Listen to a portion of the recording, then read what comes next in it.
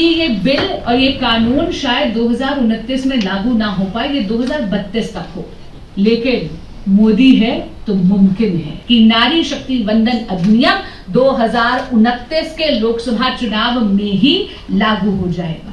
संकल्प पत्र का एक एक संकल्प सिद्धि तक गया।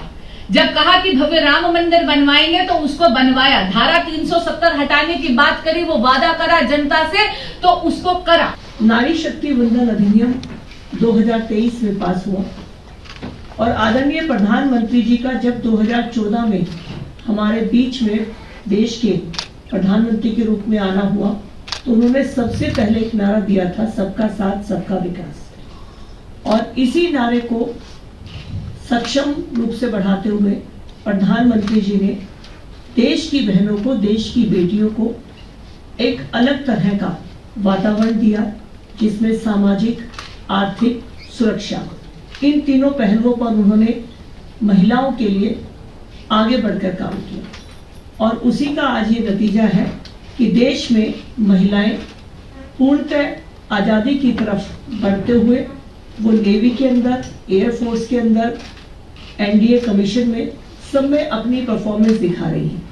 तो नारी शक्ति को आगे बढ़ाने का प्रधानमंत्री जी का एक स्लोगन उनकी सोच को स्पष्ट रूप से दिखाता है। 2014 में प्रधानमंत्री जी ने कहा था, देश की आधी आबादी के बिना देश का विकास नहीं हो सकता, तो विकास महिलाओं के लिए, डेवलपमेंट फॉर विमेन। लेकिन 2024 में आते आते महिलाओं की सक्षमता, उनकी इंडिपेंडेंस, चाहे वो इकोनॉमिक हो, सोशल हो, इतनी बढ़ी कि अब ये जो हमारा टैगलाइन है ये हो गया है वीमेन लेड डेवलपमेंट। तो वीमेन लेड डेवलपमेंट में 2023 में हमारे देश के अंदर सालों से अटका पड़ा और सबकी चाहत जिस बिल के लिए थी वो बिल 2023 में पास हुआ। ऐसा नहीं था कि बाकी दल नहीं चाहते थे, बाकी दल भी हमेशा से महिलाओं के लिए बहुत आगे सोचने की हमेशा अपने विचार रखते रहे हैं।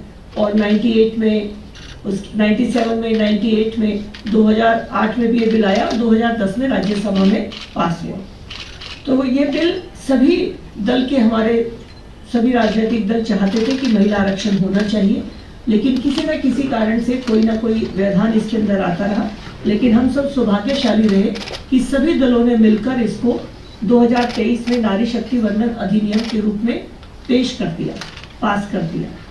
और आज ये बिल लागू होने के लिए सरकार आगे कदम बढ़ा रही है। मैं प्रधानमंत्री जी का बहुत धन्यवाद करती हूँ कि 2023 में जब नारी शक्ति वंदन अधिनियम पेश होकर पास होने के लिए बहस हो रही थी तो सभी राजनीतिक दलों को इस बात की चिंता थी कि जल्द लागू भी होना चाहिए। और सभी दलों ने इसके लिए बहुत आवाज उठाई थी कि अब इसको सिर्फ पास नहीं करना है, इसको लागू भी जल्द से जल्द करना है। और इसी प्रक्रिया में अब स्पेशल सेशन बुलाया गया है 16, 17, 18 तारीख को। आदरणीय प्रधानमंत्री जी इस बिल को अब किस तरह से लागू करेंगे, इसकी तरफ सरकार को बढ़ाने का अपना प्रस्ताव पास करेंगे, पेश करेंगे। और मुझे लगता है कि सभी राजनीतिक दल इसमें अपना भूमिका पॉजिटिव, जैसे कि इसको पास करने में बढ़ाई है वैसे ही बढ़ेगा। और बहुत जल्द ही नारी शक्ति वंदन अधिनियम अपने इम्प्लीमेंटेशन की तरफ, लागू होने की तरफ बढ़ेगा। और 1952 में जो हमारी संख्या 4.41% थी, जो कि अब जाकर हमारी 13.63% है, ये बढ़कर 33% 2029 में लोकसभा में नजर आएगी। और इसी तरह से देश की विधानसभाओं में भी ये नंबर 33% होगा, जो देश की राजनीति को एक नई दिशा देगा और महिलाओं को मजबूती के साथ समाज में भागीदारी और निर्णय लेने में जो योगदान मिलेगा उससे समाज में बहुत बड़ा परिवर्तन होगा। तो हम आदरणीय प्रधानमंत्री जी का और सभी राजनीतिक दलों का बहुत अभिनंदन करते हैं, उनको साधुवाद करते हैं कि वो सब मिलकर आधी आबादी को देश की उनका हक देने के लिए अगले हफ्ते में जिस बिल को इम्प्लीमेंटेशन की तरफ आगे बढ़ेंगे, उन सबका बहुत बहुत धन्यवाद। आज की प्रेस वार्ता में मन बहुत प्रफुल्लित हो गया है। आज बहुत खुशी के साथ आपके समक्ष आकर बैठी और अपनी खुशी साझा करना चाहती हूँ। नारी शक्ति वंदन अधिनियम भारतीय परंपरा में पुरुष और प्रकृति एक दूसरे के पूरक हैं।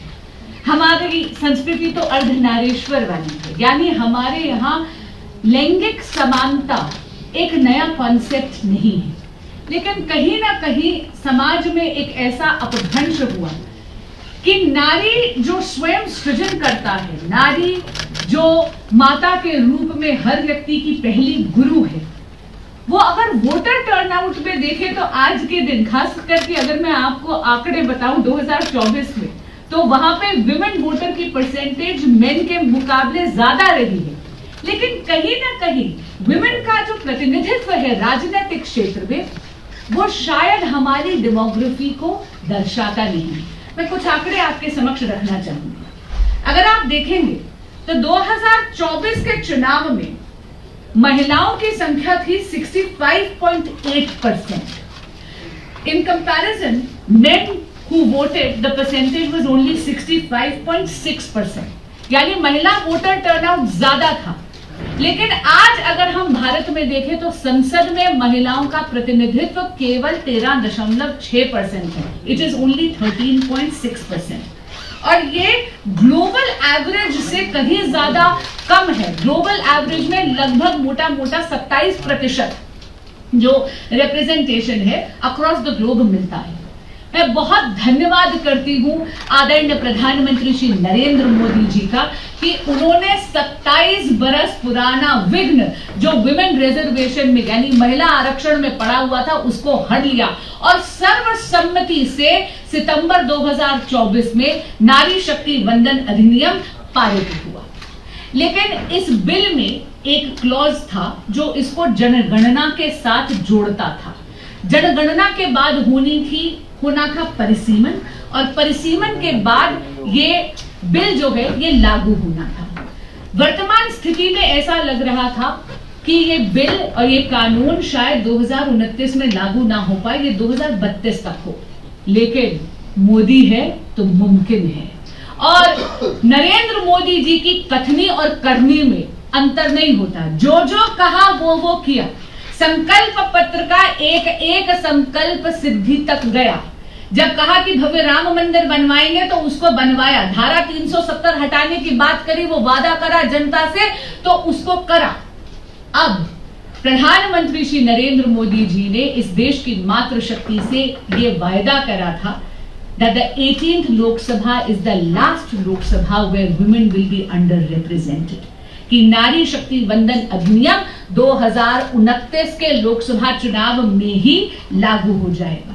और मैं बहुत धन्यवाद देती हूं प्रधानमंत्री श्री नरेंद्र मोदी जी का, मोदी सरकार का और सभी राजनीतिक दलों का। मैं उनसे आग्रह करती हूं आपके माध्यम से अक्रॉस ऑल पॉलिटिकल पार्टीज कि आप विचारधारा की भिन्नता से ऊपर उठकर इस जन कल्याणकारी संशोधन में अपनी सहमति जताएं और इसको जल्द से जल्द पारित करें। ये जो 16, 17 और 18 अप्रैल को एक विशेष सत्र आ रहा है उसमें इस संशोधन को आप यूनानिमसली पारित करें ताकि इस देश की मातृशक्ति भारत के नीति निर्माण में अपना योगदान करे, भारत की भाग्य विधाता बने।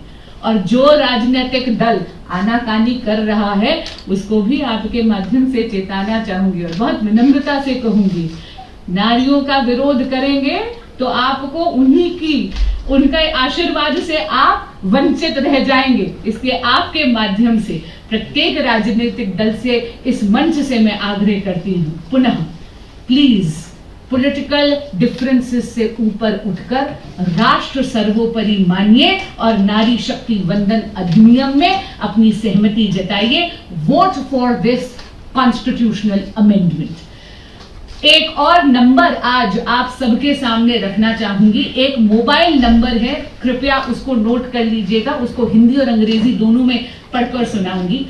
और ये केवल इस देश की मातृशक्ति नहीं है, मेरे बंधुगण जो मेरे भाई यहाँ पर बैठे हैं, आप भी इस संशोधन में अपनी सहमति जता सकते हैं। कुछ नहीं है, बस इस फोन पर अपनी मिस्ड कॉल जरूर दीजिएगा।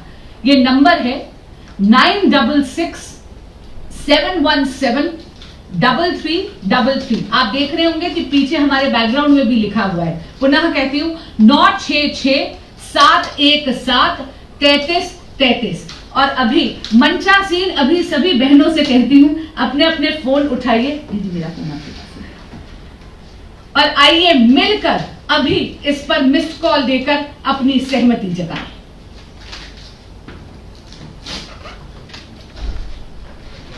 $966-717-3333।